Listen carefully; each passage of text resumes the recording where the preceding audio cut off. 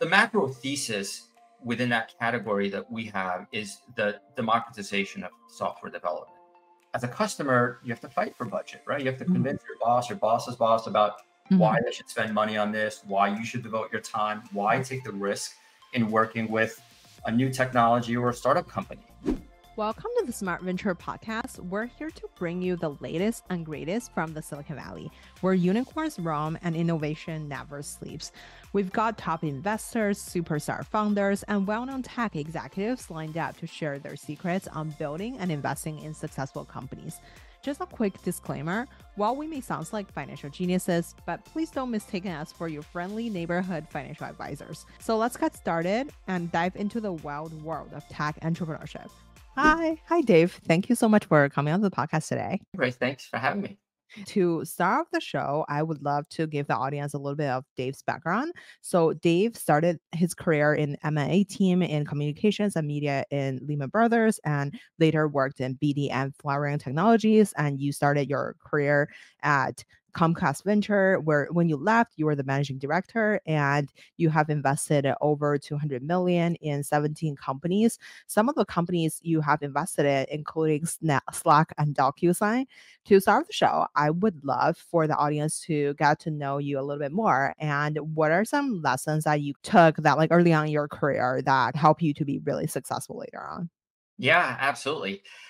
So coming out of undergrad, I went into investment banking, and candidly, I did it because I was chasing a dream that I knew very little about, to be perfectly honest. I did it because that was in the late 90s, that was what the cool kids did, candidly, and I just followed the crowd. And it truly was an invaluable experience. The financial education, the education about how to work really hard was great and really, really valuable. And I would absolutely recommend anyone to pursue a similar path.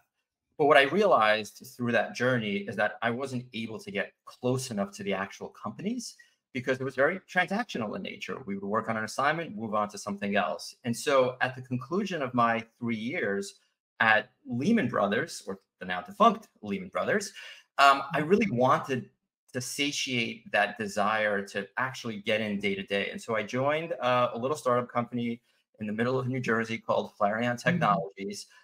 It was a friend of a friend, neighbor type of introduction. I didn't know much about the company. And I was there for 3 years, and it was thrilling. It really was such an amazing learning experience, but also so gratifying, candidly. And we had some incredibly exciting days. We had some very, very dark days. The darkest of days was in late 2015 when the Wall Street Journal leaked that our main customer, Nextel, was being acquired by Mhm. Sprint. And we were on the brink of a multi-billion-dollar deployment. And so following that, we had to go through a massive restructuring and laying off a lot of people. It was really difficult. And we thought our hopes and dreams had all just faded. We turned it around. We wound up selling it very successfully to Qualcomm just a few short months later. And so, from the lows to the highs in 8, 9 months or so. So Mhm. it was amazing. It was a really, really satisfying journey. And I loved that entrepreneurial, here we are almost 18 years later, and I still just glow and reflect about how great that opportunity was. And so from there, when that company was sold, for personal reasons, I just foolishly chose not to move Mhm. to San Diego. And I just started thinking about other operating roles, and I wound up getting connected to the folks at Comcast Ventures, which wound up being a great journey in and of itself as well. Yeah, totally. I have so many questions there. Before we talk about the up and downs in your journey of joining a company, I want to learn more about you mentioned about you were connected to the Comcast Venture, and then this was like many years ago, right? Like, so I'm curious, like back in time, when you were joining the venture arm, like how big was the team, and then how did you kind of like grow into this like corp dev like corporate like venture arm, and like what's the differences between like a corporate venture compared to now you're at Norwest, which is one of the top funds, like what's the differences between these two? Yeah, Explain. sure. So first, as to how I connected, and this is a common theme through my career, and Mhm. what I always advise folks is the value, the invaluable aspect of networking and Mhm. connecting with people. And so I connected to the folks at Comcast Ventures simply through networking. Honestly, I was chatting with one of our investors at Flarion about their other investments, portfolio companies that I may be able to join. In Mhm. the course of that conversation, they said, "Hey, the guys over at Comcast Ventures are looking for someone to start as an associate, and actually even Mhm. someone with wireless experience." Which again, Mhm. that's what Flarian was. I wasn't anticipating that. I wasn't planning it. They made the Right. connection. I actually went into that conversation with a healthy dose of skepticism because I really wanted to stay and be an Mhm. operator. But I was open minded. I took the meeting.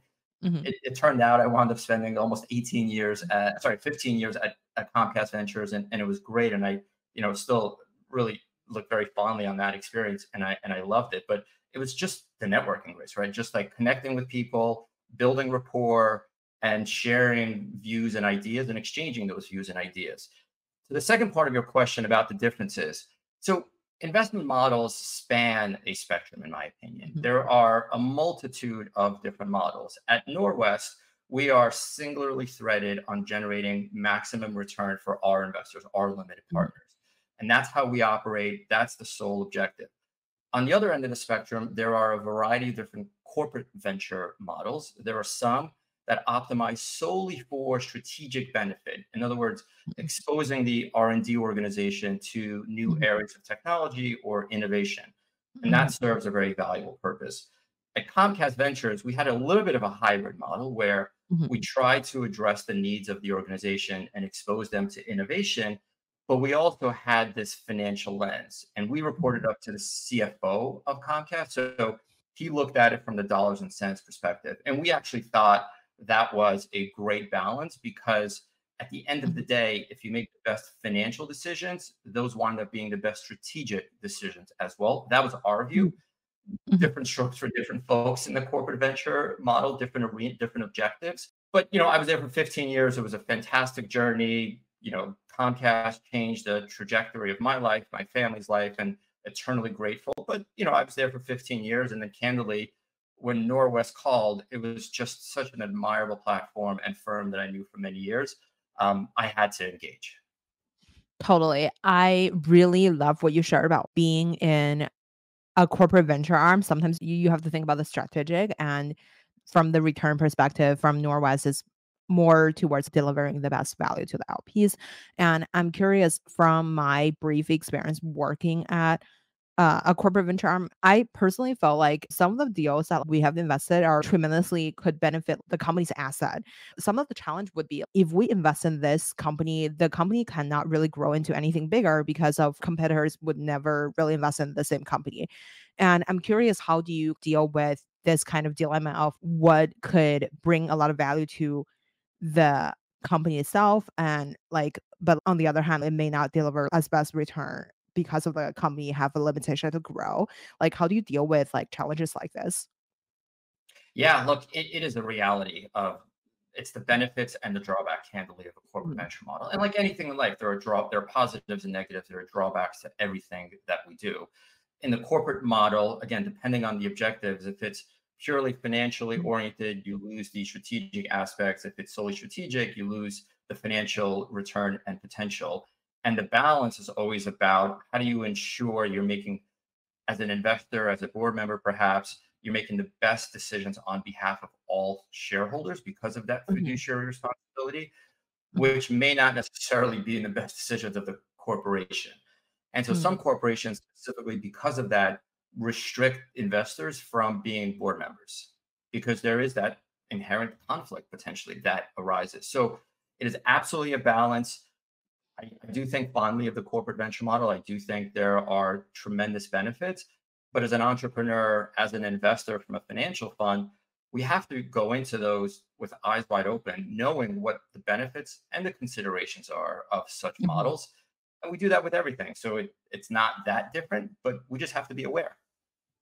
Totally. I'm curious, like, when you joined Comcast Venture, when you were an associate, and like, how do you kind of like promote a deal internally? Like, so for example, let's say, like, I feel like as a younger person, a lot of the times that like like our role was like deal sourcing, or like people, essentially just like kind of like convincing people internally to like this is a great deal. I guess, like, how do you like learn the art of like kind of communicate the importance of a company to a fund internally? Yeah.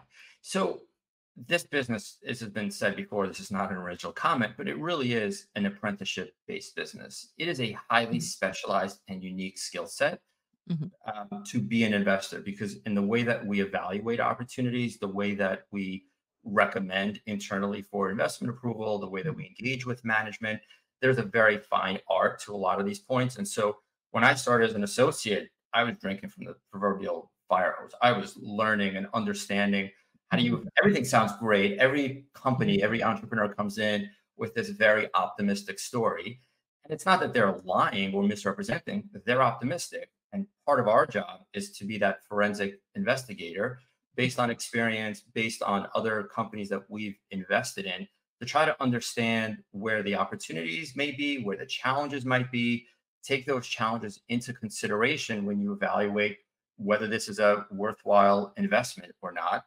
And again, just be very just be very visible about what those challenges might be when you go into it. And so when you present back internally in the group, and this is something that we do at Norwest with strict adherence. We did this at Comcast Ventures. Is we discuss what are the strengths and what are the considerations. What are the mhm, risks going into an investment, so that 2 years, 3 years or so down the line, when you've lived through the ups and downs, you could really reassess and consider whether those considerations were correct.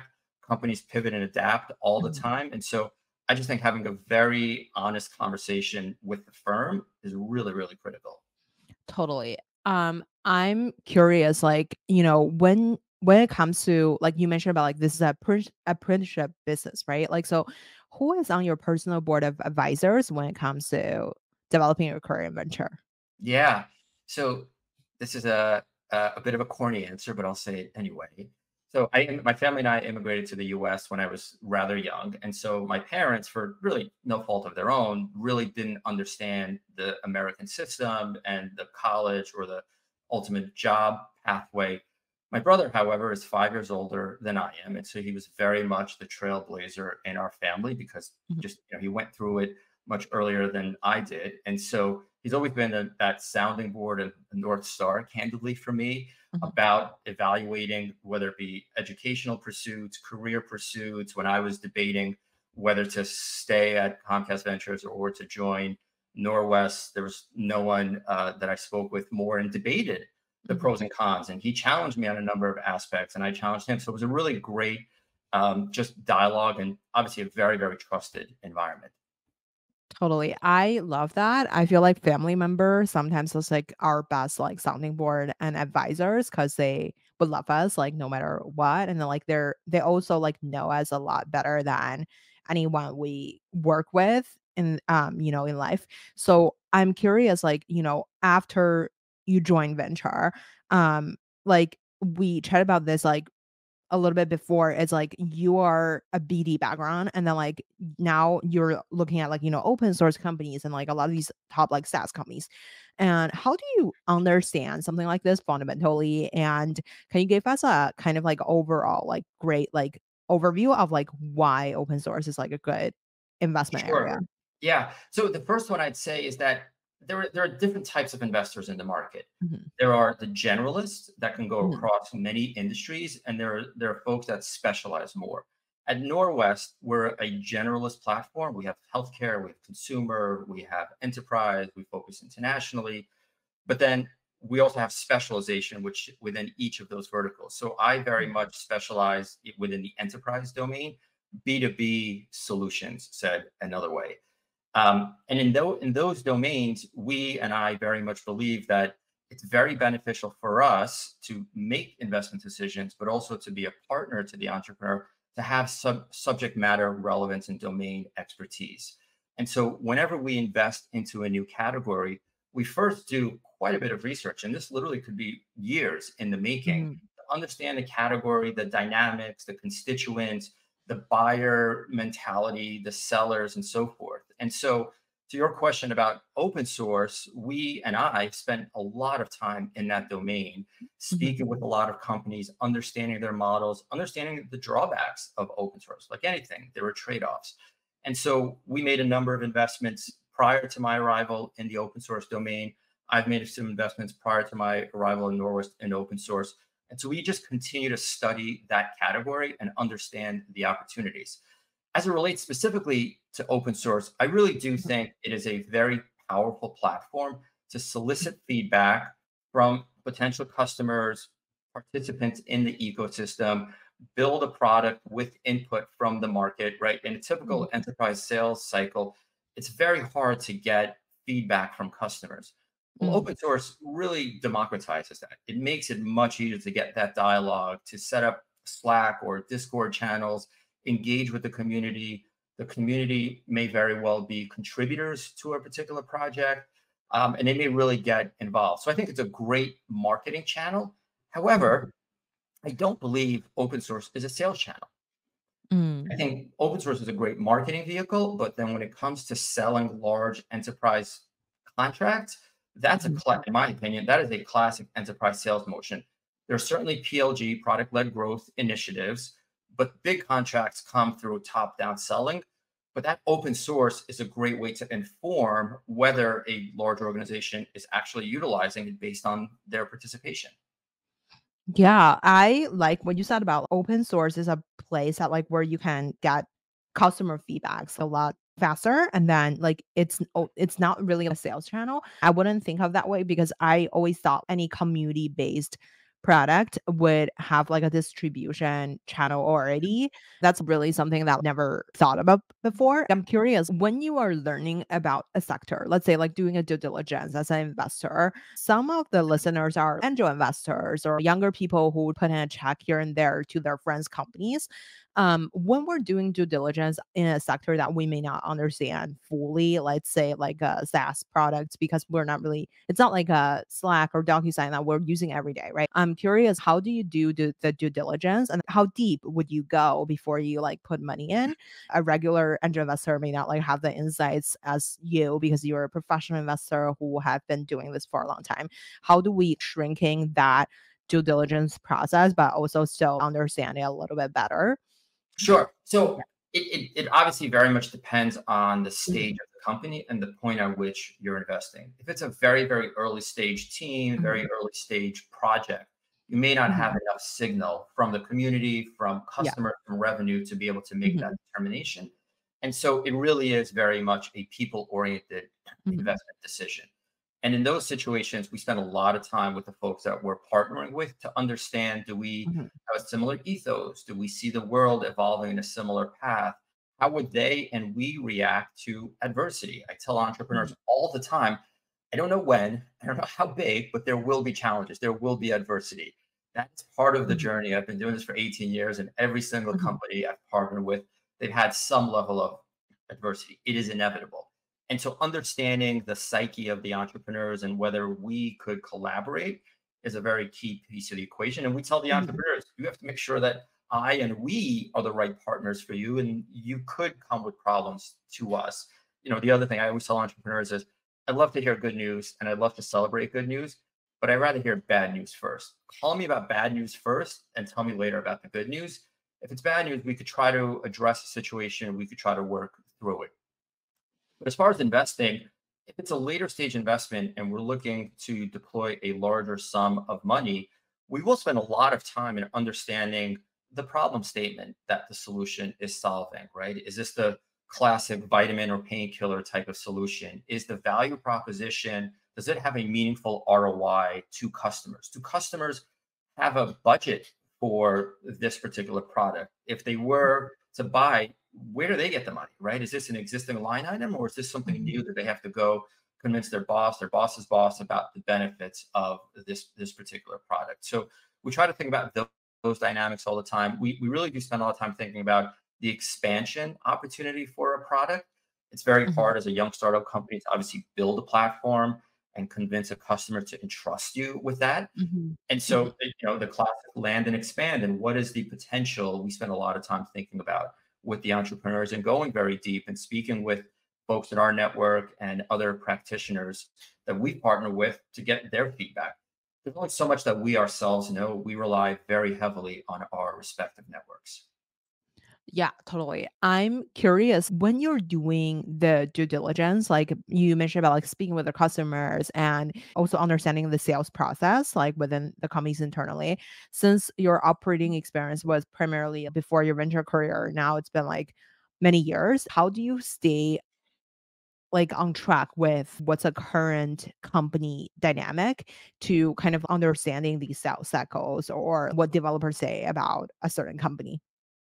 Yeah.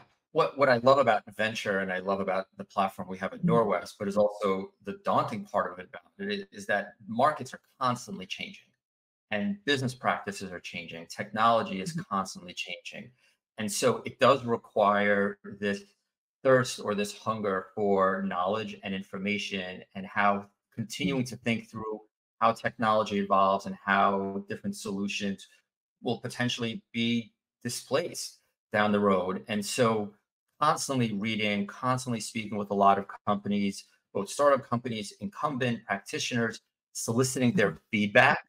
That is such a core part of this job. And you just have to be that extrovert, I think, to be successful. It's very hard to mhm, just sit and read blogs or read articles to be successful in this business. So mhm. just continuing to learn and continuing to stay current is a really, really key piece of this job. And that's what I do, more than 50% of my Mhm. time is just staying very relevant and current about trends and themes and so forth. How do you like I guess like what is the internal database like for you to study a sector? We could maybe use like one of your most like recent investments, like, Yeah, to walk us through about like maybe Diagrid or like anything yeah, that like you have perfect. invested in. Like, yeah, perfect. Yeah, Okay, great. let's big dive into it. I think it's a perfect one. It touches on open source as well. So the macro thesis within that category that we have is the democratization of software development. And the Mhm, simple premise that digital will continue to be the basis of competition and only increase over time.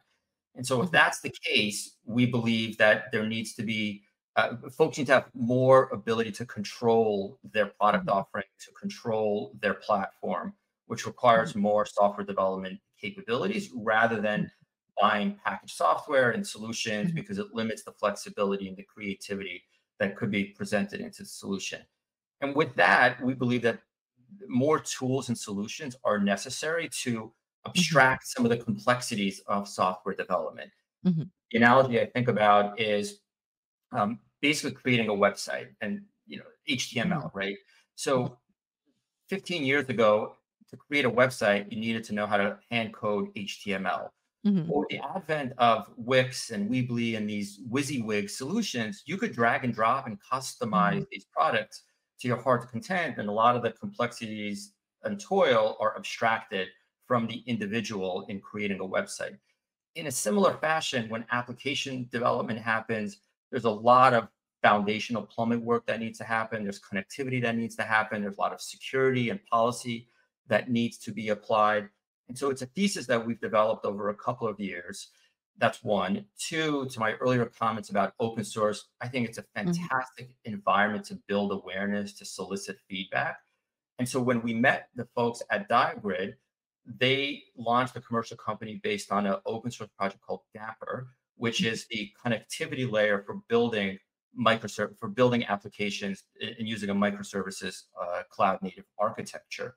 And so their respective backgrounds in building software, the traction with the open source community, and the vision really resonated incredibly well with our vision.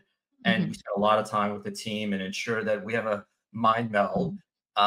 And we were really excited to partner with them about a year ago. Yeah, like when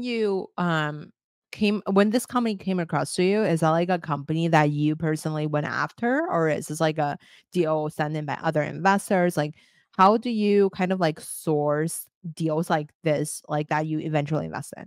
Yeah, we went after them. We reached out to them. No one pinged us about that. Deal Mhm, flow comes through many different sources.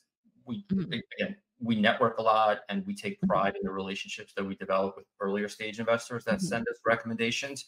But we also build market maps and we develop a thesis about a category. We did just that in the case of Diagrid.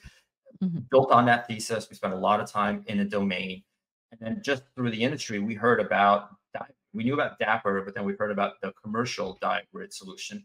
And we reached out. We reached out Mhm. cold to the team to get an introduction, to talk to them, learn about their product, but also share with them our views as to the evolution of technology and where they could fit in. And there was really fantastic chemistry and alignment of vision.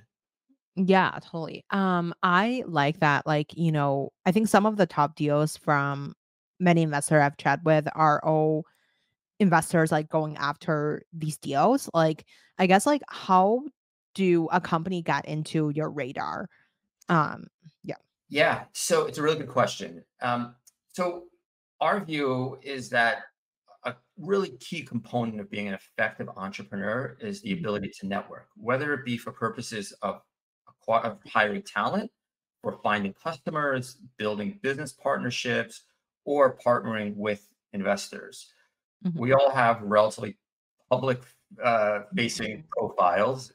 We disclose the companies we're involved with, the investors that we partner with, the entrepreneurs that we work with over many years. Mhm. And so for us, getting an introduction from a trusted source is incredibly valuable and Mhm. very, very noteworthy. And so we always advise folks, you could email us for sure. And, extenuating circumstances do necessitate that at times.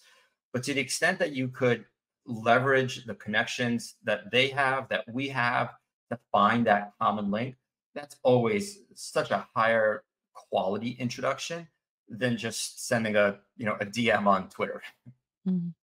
For sure. When it comes to like creating a portfolio, let's talk about like two of some like my favorite portfolio of yours, like Slack and DocuSign. This was, I believe it's like the Comcast Venture days. Like, so I'm curious, like, how do you encounter deals like this, and what do you see in them to put money in? Yeah, but both really interesting stories and very unique in their own ways. In that neither of them were necessarily the first in their respective categories with the products they have, and both of them faced their own adversities and challenge. With DocuSign, it was about legislation to Mhm. approve digital signatures. With Slack, it was a prior gaming company that didn't pan out that they pivoted into Slack. But both of those were products to address specific pain points, specific needs that were very tangible, and also address them with just an amazing user experience. There are other messaging platforms, there are other digital signature platforms, but both of those companies built such beautiful, easy to use, easy to understand products. Zoom, not an investment, but Zoom played the same thing. There were other video conferencing solutions, but they just made it really simple and easy to use. And so in both of those companies, they leveraged existing budgets, they leveraged existing need in the market, but they innovated on the functionality, the capability. They also had their own unique virality aspects to their product. Mhm. DocuSign is incredibly viral. When you send a digital signature, the recipient sees that it was DocuSign, it opens up their eyes. When you're using Slack Mhm. within an organization or beyond it, you're invited and you see just like how easy and simple and clean the environment is. And in both of those companies, we looked at the problem they were solving, the ease with which it's being solved, but also just the engagement and the usage. When we invested in Slack at Comcast Ventures, they were very, very early into monetization, very early into monetization. They didn't have an enterprise product. But the usage and the engagement was clearly very, very addicting Mhm. in that case. And so that was a very, very compelling story arc for us. Totally. I really like what you said about like easy to use, and then like they're not the first in the market. So like I think one of the question I have is like when you look at a Slack, there is like a competitor out there. And then when you look at a DocuSign, there's a competitor out there. How do you pick which one's gonna win? Yeah, it's the product, it's the ease of use of the product, Mhm. but ultimately it's the teams, and it's the team's resilience and the team's ability to execute. It's not always the best product that wins, right? It's a combination of product, team, and just market timing, candidly, Mhm. as well. Stewart at Slack publicly said that they were really lucky from a market timing standpoint. If they had started 3 years later or 3 years earlier, it may not have played out as it did. But the Mhm. timing when they started, there was local maxima of pain and need in the market for Mhm. when they launched it. And so it's just a combination of those factors, Grace. And when we invested in Slack, they did not have an enterprise sales team, Mm. right? But the traction that we saw and the the appeal of the product, we believe they could attract a world-class sales team, which they did. Mhm. But that was a little bit of a gamble. Mm. I am curious, how do you pull the trigger when you see signs like this? And how do you adjust yourself mentally when we all hear about the famous like Slack story of they were a gaming company and then they pivot into something completely different, right? Like you were investing in the gaming company. Imagine you're like the first check in and then like they went through these roller coasters. Like, we'll talk about that later with Edge Connects. But like in general, like how do you pull the trigger to invest in a company Yeah. with all these dots in mind? So we try to approach investments with prior knowledge, with prior Mhm, understanding of the market. So then when we meet a company for the first time, it's not a cold start. We have mhm, history in the domain, we have market perspective, we built a thesis mhm, about different trends and themes in the market. And so when we meet the company, we're considering the team, we're considering the product, the competitive landscape, capital requirements. And again, this is an apprenticeship based business, as I mhm, mentioned earlier. And so you build up that skill set and you build up that gut over time to know when you've done sufficient diligence to decide whether to pass or to invest. You could spend, mhm, an inordinate amount of time and get analysis mhm. paralysis and you can't make a decision. But at the end of the day, as an investor, my job is to make a decision. We are paid to have an opinion. So do the diligence, form a point of view, and act on it. Yeah, I think it's easier said than done, but, Sure. I think you did a pretty good job on, like, based on your investment track record. Let's talk about, like, one of the portfolio that we've chatted about, like, Edge Connects, right? Mhm, Like, so mhm. this is a really interesting story of, at the beginning, not at the beginning, but, like, at one point, they were about to collapse, but, like, eventually it turned out to be, like, $3.5 billion company, and like, tell us more about, like, the story behind this company. Yeah, it's a really great example of partnering with just amazing founders that are resilient Mhm, and innovative. So the Edge Connect story is we led the seed financing, was the first capital going into the business mhm, in 2010. And it was based on a vision and a product concept that candidly within 12 to 18 months utterly collapsed. mhm, Market dynamics changed, customer dynamics changed, and so the value, the thesis of Edge Connects was completely washed away. And so we had a number of discussions at the board with the management team. Where do we go from here? There was a mhm, discussion about, do we take 30 cents on the dollar that was left in the bank and call it a day and close up shop? And if it were not for Randy Brockman, who is the founder and still the CEO today, mhm, the resilience to, as he would always put it, get the drumbeat going to find small services based deals. And as you know, in venture, services based deals don't attract very high multiples. mhm, They're typically lower margin businesses. But Randy's view was that we had this opportunity to pursue a services based contract. It's lower mhm, margin, it's not scalable, but it gets the drumbeat going for the business. And so we mhm, took on that project. It was a one-time assignment with Sprint way back when they were still around as a telecom carrier. mhm, And from that, it was about a year and a half or so project. They instantly developed credibility in the market to launch other products.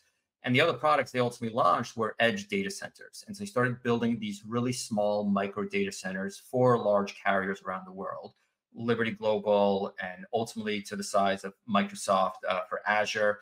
And they kept building and building this credibility. It started small, it took a very long time. mhm, But the company, from what was a failed product, pivoted based on, again, just Randy's vision and just fortitude to continue to keep going into mhm, a very, very successful, very substantial company that in October of 2020, we sold to EQT. And mhm. yet today, EdgeConnects continues to grow and thrive. But it's perseverance, it's resilience, it's just never giving up mentality. Yeah, I feel like I really like what you said about like being perseverance and keep fighting for it in a way, but like sometimes like other people like so for example, this company may be like pivoting on the client side of things, right? Like, and there's company like Slack or like House, they all pivot like through like a product perspective. And how do you know when is a good time to like keep going and then when is the time to just stop and like do something else? Yeah. So I'm not a country music fan, but I love Mhm. this quote from Kenny Rogers, the Gambler, the song. Mhm. One of the lines is, "You got to know when to hold them. You got to know when to fold them." And again, it's the apprenticeship aspect of it. It's the visibility and the data points that investors develop over time to know when there's still a hunt left in the opportunity or Mhm. when you really reached the end of the road. And I've had those in my career. I've had situations where no matter the different pivots that we tried or different strategies that we tried, just things were just not turning over. And it's just a realization point you need to have with the entrepreneurs that this is just not worth your time. The opportunities here will not pan out. And it's a tough pill for the entrepreneur to swallow. But I always advise them as the sacrifices that they made to be an entrepreneur are massive. And to some extent, it was an irrational decision to be an entrepreneur because they're working harder, longer for less money with more Mm, risk. mm, And so when those signals come to pass, the decision should be made as to should I go back into a large corporate environment with more stability, build up some cash cushion, and perhaps try a new idea down the road. Statistically, we know the vast majority of companies fail. It it's not specific to anyone. It's a purely statistic, and no one wants to be obviously that statistic. mhm, But that is the reality. It does happen. We've had lots of entrepreneurs in our portfolio that have gone on to build very successful companies on the back of failed endeavors. mm. You know, Edge Connects could have been a failure. Slack could have been a failure. But Stuart and Randy, respectively, went on to build really big businesses on what at the moment seemed like failure. Mm. I think like what you mentioned about the song, and then it's essentially sometimes a gamble, like taking like a educated risk. And I'm curious, like, let's say you mentioned about these two founders, they have been already extremely successful now. Let's say like a really successful founder starting a second time company. Um, what's your idea on that? How do you evaluate these second time founders starting a good business or like Sure. starting a second business? So much of investing is management of risk and reward. And so for a first-time founder with limited experience has much more risk, obviously. And so in order to be compensated for that risk, the reward needs to be much higher. For a Mm, founder that's been through the journey, they've learned presumably many lessons. They've had adversity and they've had success. mhm, The risk should theoretically be much lower for that entrepreneur. Not always the mhm, case, but statistically, that should be how things play out. And so if we've worked with an entrepreneur in the past where we've seen their success, we're much more inclined to invest, right? Because they've mhm, retired so much of that first time founder risk. We do mhm, invest in first time founders, but again, we go into it with eyes wide open. There's more guidance and mentorship and support that's required. For someone that's been there and done it, they'll avoid a lot of those pitfalls, right? They'll hire better, they'll get to market quicker, they'll know how to structure financing in a more efficient way. And so those are definitely very attractive opportunities. when it comes to like evaluating deals like this, like do you like I know that it sounds like there's like a more attractive opportunity because of they have been there, done that. Like so from the experience perspective, it was amazing. But on the other hand, there is also like you mentioned, like timing, right? Like when Slack got really big, it's timing. And then there's like, you know, basically a lot of other factors like from your perspective based on your experience like that second time founder typically have a better chance to succeed from statistic standpoint or like your personal experience or do you feel like the first time founder is still like in the majority of like starting a bigger better company? Yeah, first-time founders do have a higher chance of success. Just again, they've learned from the pitfalls that have happened in the past. They retire more risk, so there's a much higher likelihood of success. It's by no means guaranteed. It's by no means, Mhm, the vast majority either, but they avoid a lot of those mhm, pitfalls. So they can navigate those difficult times much more efficiently. Again, we do invest in first-time founders for sure. mhm, Um, but there's a lot that they haven't seen, right? And so there's mhm. more risk in a variety of facets of the business.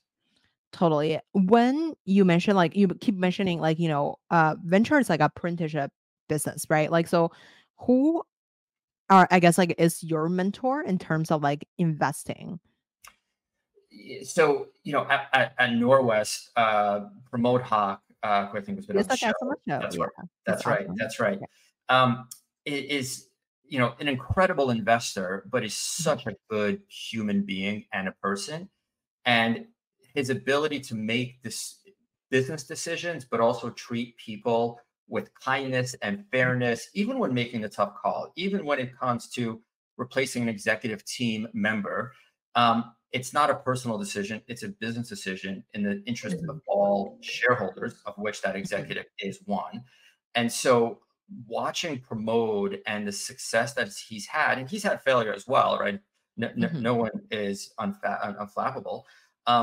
It's really, really very awe-inspiring.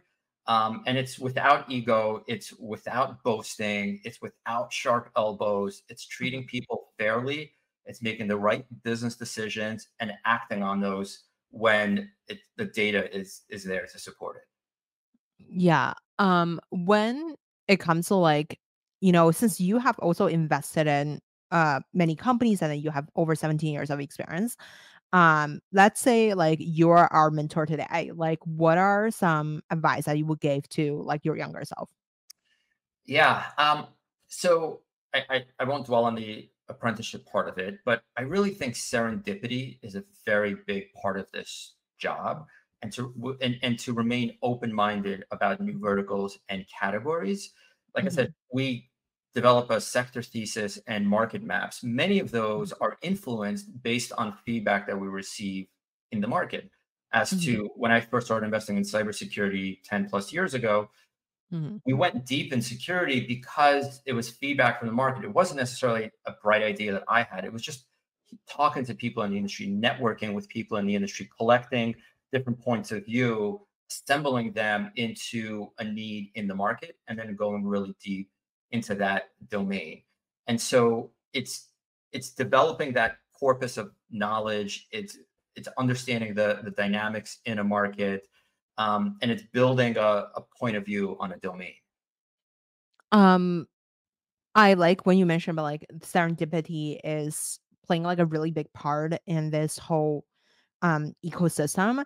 And I'm curious, like, when it comes to the next generation of Slack and DocuSign, uh, how would you invest in the next generation of these kind of like category changing companies? And what are some areas of enterprise tech that you're most excited about? Yeah. So I think on the next generation of the Slacks and the DocuSigns of the world, whether it be those domains or others, is such a greater emphasis on ease of use, aesthetic design, and so investing in that UX aspect of and even an enterprise product. There's a Mhm, term that's been thrown around, the sort of the consumerization of IT. It's not a new concept, but it really is such a key part of the equation. And so whether it be like a diagrid product, which is mhm, much more of a developer oriented solution, even for the developer, ensuring that the UX, UI is very aesthetically pleasing, it's very easy to understand. That's a really big part of it. The other part of it is just that it's a noisy and crowded market. And so mhm, technology alone isn't sufficient to succeed.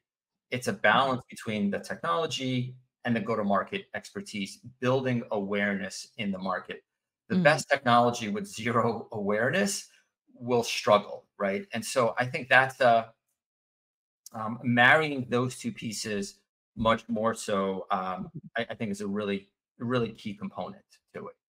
By awareness in the market, so I've seen people that are like I've seen enterprise technology companies have been like doing two things from a creator perspective. I've seen a lot of creators basically becoming the spokesperson of like enterprise software or a community based product, building a community of your top users and then like getting that awareness from that level.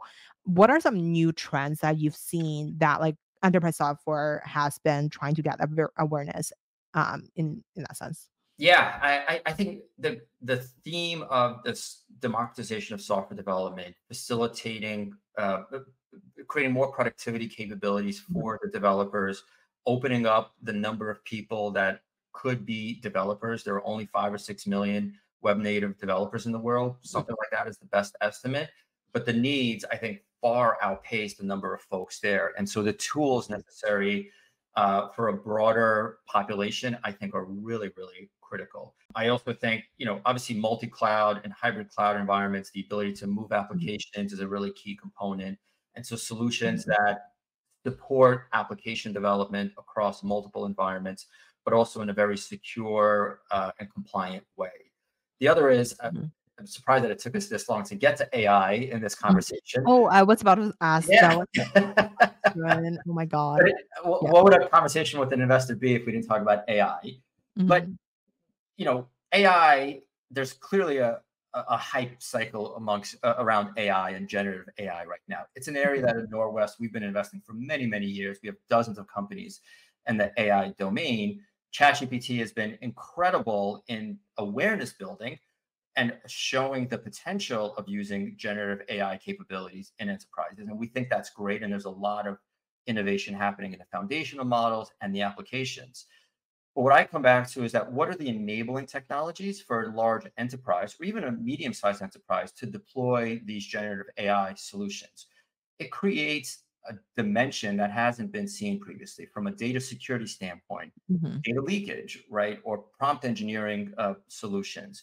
It creates a lot of compliance issues if there's bias in the model or the hallucination problem in the model. Mhm. So there are a lot of enabling solutions that enterprises need, which is where I'm very heavily focused right now to leverage and harness the potential of AI. Totally. When it comes to like studying the AI side of things, like what are some since like every company's an AI company these days, like and how do you filter out the noises? Yeah, it's funny how every company has become AI, right? They're all AI, but yet, the generative AI trend has only started recently. Now, there are some companies and that truly have that data science and neural network capabilities. And, like and we've invested in a number of those companies, like Acera or others or Gong that have that Mhm. deep expertise. They had it for years at this point that are very, very key to their product offering. Um, that's part of our job, candidly, Grace, right? Is to filter through the noise and to be able to get under the details to understand, is it truly an AI based solution? Is it something else masquerading as AI? And I also don't think AI is the end all and be all. AI will not solve world hunger, right? Mhm. It is a fantastic enabling capability, but AI alone, without the right context, without the right solution surrounding it, is not a product. It's a thing. And so we think about Mhm. how do you take, like in the case of Acera that I mentioned, it's AI applied to service desk management. And how do you improve the number of call tickets into a service desk using AI? But AI alone doesn't accomplish, it's a bit of a novelty, right? ChatGPT is a great tool and a novelty, but the business application is much more complex. Totally. I really like all the application side of things. Like, you really have to think of like how can you apply AI into these like real life situations than just like calling yourself an AI company in general. Like when it comes to dealing with the hype cycles, last year it was crypto and this year it's AI. Next year, I don't really know what's gonna be next year, but like so like how do you invest under these like giant waves? At Norwest, we've been investing for almost 65 years. We've seen Mhm. many hype cycles. We've seen many recessions. We've navigated through them. We see the excitement and potential, but we get back to first principles with these new themes as to the problem that's being addressed, the customer's ROI of these solutions, Mhm. and do we see that potential, right? With some of with AI and generative AI, we really do very much believe in the value potential, the problem statement, and the value potential. Some of the others we really struggled with, and we arguably missed some of them in flight. But we didn't arguably, it was a conscious decision. But from outside looking in, it may seem that we passed them, like we missed them. We didn't miss it. We saw them. We decided, and sometimes we're right, sometimes we're wrong. But we have a very disciplined approach, just given the history of the firm and the stability of the firm, to assess them and to make the decision that we feel is the best decision, and for our investors. Totally. When if you are a founder that's building in a trend that's like not really trending, let's say you're building a blockchain company, and then it happens to be this year than last year, like how would you go about fundraising? And would you still keep working on the same problem or would you implement AI into your solution? Yeah, I would advise founders against just jumping from hype to hype to hype, and Mhm, understanding the problem that they're addressing and the mhm, value that they're bringing, the return on investment for their customers, right? mhm, Whether it be a blockchain, the smart ledger, whether it be an AI chatbot type of solution, just go back to the foundation as to who cares, who pays for this, where does mhm, the value, how do you attribute value from the, like, put yourself in the shoes of the customer when you pitch this to them. um, do they nod their head, and do they see a big enough value proposition in this solution? Oftentimes we meet with entrepreneurs that really struggle to put themselves in the shoes of a customer. They're like, well, yeah, this is great, but as a customer, you have to fight for budget, right? You have to mhm, convince your boss's boss about why mhm, they should spend money on this, why you should devote your time, why take the risk in working with a new technology or a startup company. mhm, So having that, that point of view from the customer, mhm, and critique your own idea and try to find fault in your own idea, mhm, is something that we always, and go talk to, obviously, prospective customers, mhm. design partners, and get their unvarnished feedback. Let them hold. Totally. Yeah, for sure. I feel like jumping from hype cycle is like very overrated, as well as like you also mentioned about like, being able to like recognize like what problem you're solving, like be a painkiller than just like building for the building's sake. It's like extremely important. When it comes to like enterprise software companies, like building a mode is very important, whether it's like a technology mode or a customer based mode. Like, can you give us any example of in this category, like what is a company that does really well doing a thing that's like maybe many people trying to do, but like this company succeed? Yeah, I think in the AI domain, I think AI has, again, sort of, I keep using, sort of democratized access to AI. Mhm, OpenAI has done that, and that's great. But to your point, the proverbial mode is very, very shallow, because mhm, everyone has access to those APIs and they could use it. So in mhm, those situations, we are cautious about what is the technical differentiation. There doesn't always, you don't always have to have technical differentiation if you have mhm, a unique go-to-market angle or strategy. On the other hand, where we have seen, real success, and I'll just use Gong, one of our portfolio mhm, companies, in that, is that they've really gone very, very deep in the sales enablement, in the customer mhm, feedback journey. And they've been around for far longer than OpenAI has had a product offering in the market. So they had to build these capabilities. But even today, there are other sort of like Gong copycats that are using OpenAI models. But they've gone so deep into that domain that their corpus of data, their depth of understanding, their ability to provide insights and actionable guidance to the participants is really far beyond the capabilities. Similar with Acera and the AI domain, right? The data that organizations have when they launch an Acera solution is proprietary to them. They would never mhm, permit that data to be uploaded to OpenAI. And so when Acera deploys it, depending on customer needs, they have a separate model, large language model for that individual customer, which gives them reassurances that it's not used to train anyone else, but it's even more important, it's not leaking to others. It's not showing where, perhaps there may be some vulnerabilities, or there may be ticket issues or password issues in an organization. And so again, it's very much under the heading of understanding enterprise requirements and building to enterprise grade. I feel like basically like what you just said about like, being able to, Gong has been like there before OpenAI was, launching to the public, and then building like a expertise in a particular domain is very important than just like catching on to like leveraging a new technology and then like adding something that's like instantly because of this is like the newest trend. um I feel like those are just definitely like really good advice for like building a mode, like identify these things before um everybody else in a way. So yeah, we But are AI has made yeah. it really hard to build that mode. Mhm, OpenAI has made it really hard. The generative AI solutions have made it really hard to build that competitive mode. And so it mhm, does create challenges, I think, new challenges that perhaps didn't exist. It opens up the aperture.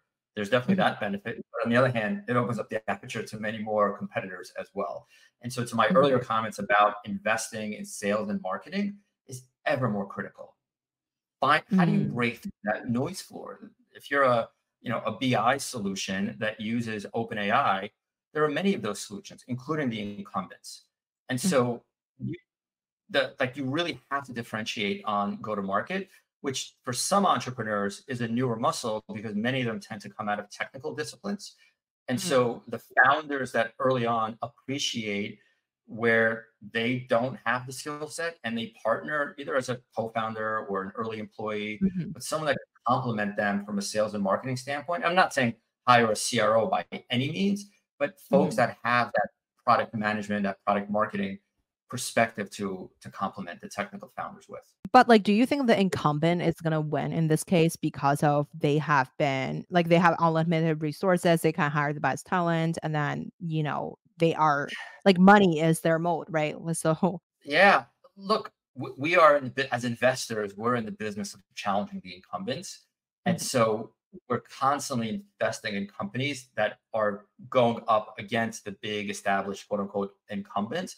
So we do believe mhm, there's opportunity. There's absolutely opportunity to challenge the large incumbents. So much of innovation happens at the startup domain rather than the large companies. Large companies are very well capitalized, but they're also very big organizations. It's difficult to change direction. It's very difficult to pivot. Business models may change if you go from a perpetual license to a recurring to a usage-based mhm, model. That's very hard for a large organization. But for a startup company, a young, nimble organization, that's a strength of theirs. And to harness mhm, that, that's why we exist, right? We very much mhm. believe in challenging the status quo. Totally. We're at the last 1 minute fire round at our of our podcast. So I have a couple questions for you. Number one is, what's your favorite book? Currently, it's Outlive by Peter Attia. Who would you invite to a dinner party? Jeff Bezos, Who made the biggest impact in your career? definitely my brother. Where can we find you outside of work? Chasing my kids around or biking somewhere. What's your unfair advantage? I'd say it's compassion. It's building rapport with people, seeing both sides of the negotiation and understanding the other side's perspective, and just tenure and experience. What's one skill you're constantly trying to get better at? So I really love public speakers and just the oration and the skill of that. And I'm really drawn to people that speak and convey a message very eloquently. And Mhm. so I'm constantly trying to improve my own ability to convey a message, present a concept, build that engagement with an audience. Same, same. I love the last one. And then also, if you invite Jeff Bezos, can you also invite me? I will tag along. Thank you so much, Dave, for coming on the show today. Thank you so much for having me. Thanks for tuning into Smart Venture Podcast. If you learned something from the episode or even just mildly tolerated me, please subscribe and leave a 5-star rating. I promise I will keep bringing you more successful, insightful interviews and insider tips about startups. Remember, sharing is caring. So tell your friends to listen too, or enemies, I won't judge. Until next time, keep venturing smartly.